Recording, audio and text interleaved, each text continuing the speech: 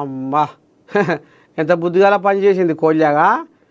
Betting యాప్లకు బానిసగా మారిన ఒక సబ్ ఇన్స్పెక్టర్ తన సర్వీస్ రివాల్వర్ను అమ్మేసి ఉన్నతాధికారులను బొల్తా కొట్టించి తప్పించుకునేందుకు ప్రయత్నించి కటకటాల పాలయ్యాడు.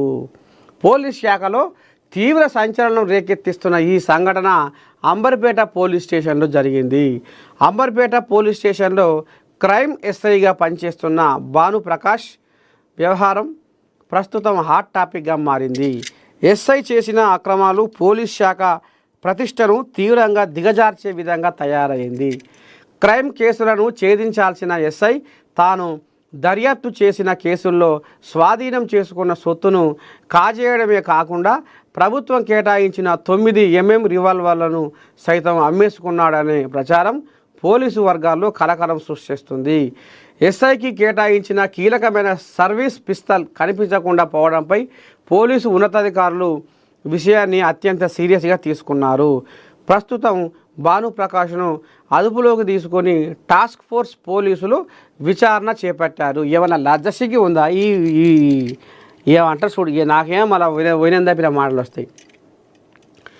బెట్టింగ్ యాప్లు బెట్టింగ్ యాప్లకు బానిసగా మారిన సబ్ ఇన్స్పెక్టర్ అంటే అవ్వ అత్తకు బుద్ధి చెప్పి, అది కోడలకు బుద్ధి చెప్పి అత్త ఏదో చేసినట్టు ఈయన సమాజానికి ఏం నేర్పించాల్సిన మనిషి.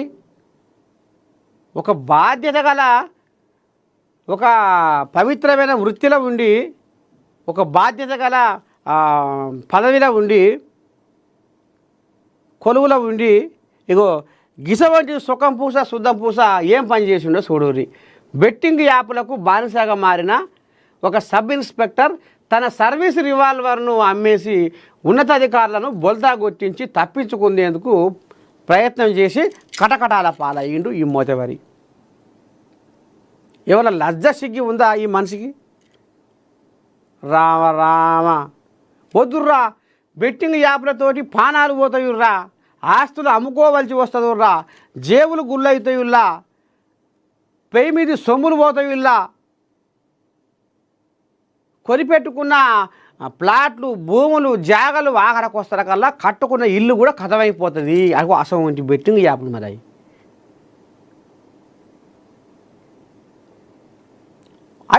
అట్లా చెప్పేది పోయి బుద్ధి సమాజానికి కొంతమంది ఆ బెట్టింగ్ యాప్లకు బానిసైన వాళ్ళకు బుద్ధి చెప్పేది పోయి ఈ బుద్ధిగాల్లోనే ఈ బెట్టింగ్ యాప్లకు బానిసైందంటే